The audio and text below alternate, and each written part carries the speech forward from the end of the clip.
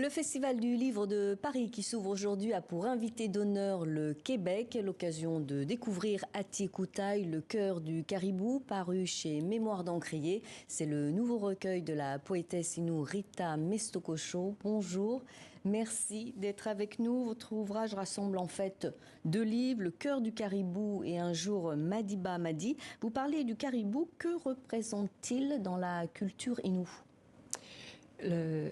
Kwekwe, je vous salue dans ma langue maternelle. Atuk, c'est le nom du caribou dans ma langue. Atuk représente le passé, le présent et le futur. Ça représente un immense territoire. Ça représente, je pense, beaucoup l'avenir des Inuits. Ça représente aussi le nomadisme. Ça veut dire aller chez nous dans le nord, parce que le caribou nous amène à vivre, à être vivant, à être en mouvement.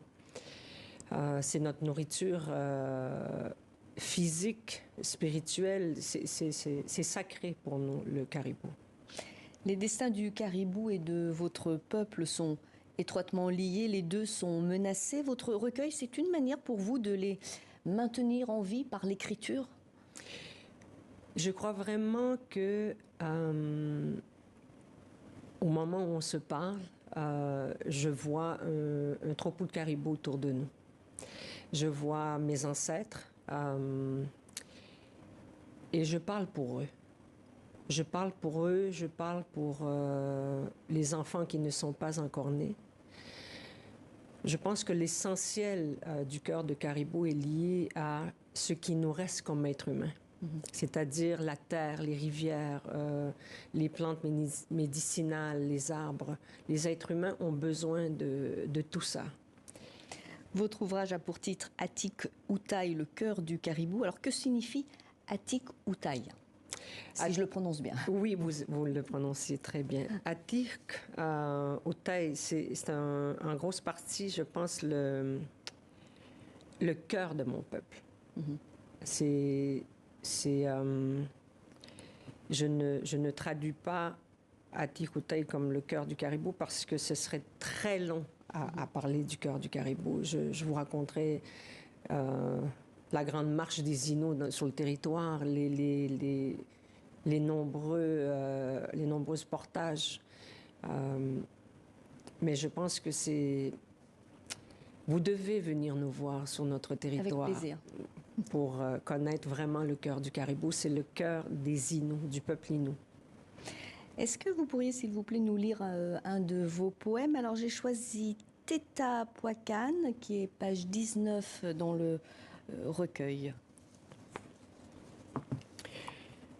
Teta Poakan, la chaise. Nin, moi. Kainuyan était Inuit, né d'un peuple. Kanatot Atikwa, chasseur de caribou. Kakuset ou Chahumekwa, pêcheur de saumon. Kamohut Mina, cueilleur de fruits sauvages. Nopmote Ntiti Inuyan, je marche pour ma survie. Payok Tihuk, un jour, et bien Tetapuakan, Ntenyun, et Kwepikopan, ma vie a basculé. C'est magnifique. Est-ce que vous pourriez nous expliquer quel est le symbole de la chaise? Vous parlez de chaise dans le poème. Quand j'étais enfant, il y avait la transition de la tente aux maisons. Mes grands-parents, de grands chasseurs de caribous, de grands nomades, ont vraiment vécu la transition de la tente aux maisons. Et quand on est assis sur une chaise, on ne voit pas le monde de la même manière. On reste figé. Et je les ai vus assis près de la terre, cuisiner avec la terre, cuisiner au soleil. Et j'ai vu cette transition comme une prison, être enfermé. Alors, je le précisais au début de notre entretien, votre ouvrage rassemble 2 livres, Le cœur du caribou et Un jour Madiba Madi. Vous vous adressez à Nelson Mandela, qui, je le rappelle, est un fervent opposant au régime d'apartheid en Afrique du Sud, qui a été emprisonné durant 27 ans. Qu'est-ce qui vous lie à lui? J'ai fait des rêves sur Nelson Mandela comme s'il était mon grand-père.